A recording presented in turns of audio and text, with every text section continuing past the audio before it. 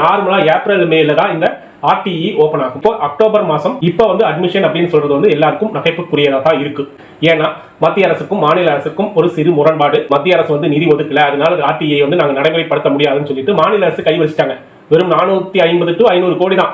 அவங்க நினைச்சிருந்தா ஏப்ரல் மேலேயே வந்து நடைமுறைப்படுத்திட்டு இப்போ வந்து அந்த நிதியை வந்து யூஸ் பண்ணிருக்கலாம். ஆனால் அவங்க செய்யலை. இது வந்து அரசியல் மயப்படுத்தலாமா அப்படின்னு பாத்தீங்க அப்படின்னா, அரசியல்ல இந்த மாதிரி கல்விக்கான உதவியை வந்து கண்டிப்பா செஞ்சிருக்கணும். இது நடைமுறைப்படுத்தாதது வந்து மாநில அரசின் குற்றமே. ஆர்டிங்கிறதே வந்து இலவச கட்டாய கல்வி தான். இலவசம் இல்லைன்னு தெரிஞ்சாவே கொஞ்சம் கவர்மெண்ட் ஸ்கூல்ல போட்டிருப்பாங்க. ஹார் வந்து பிரைவேட் ஸ்கூல்ல போட்டிருப்பாங்க. ஒரு 10% இருப்பாங்க, அவங்க தான் பிரைவேட்ல போட்டிருப்பாங்க. பிரைவேட்ல இருக்கிறவங்க எல்லாருமே காசு உள்ளவங்களா தான் இருப்பாங்க, இல்லைன்னா மிடில் கிளாஸா தான் இருப்பாங்க. இவங்களுக்கு ஆர்டிஐ கொடுப்பாங்களா? இவங்க இந்த கிரைட்டீரியா வருவாங்களா? 2 லட்சம் கிரைட்டீரியாக்குள்ள வருவாங்களா அப்படின்னா அதுவும் ஒரு பெரிய கேள்வி. ஆர்டிஐ படிக்கிற மாணவர்களுக்கு தனியா ஃபீஸ் வாங்கினாலோ இல்ல வந்து அவங்க தனி கிளாஸ் வச்சு நடத்தினாலோ அந்த பள்ளியை வந்து முற்றிலுமே தடைபெற்று அவங்களை இழுத்து மூடுற மாதிரி அரசு கடுமையான நடவடிக்கை எடுக்கணும் அப்படிங்கிறதா எங்களுடைய வேண்டுகோள். இந்த 7 படிவங்கள் இருந்துச்சு அப்படின்னா நீங்க நேரடியாக அப்ளை பண்றதா.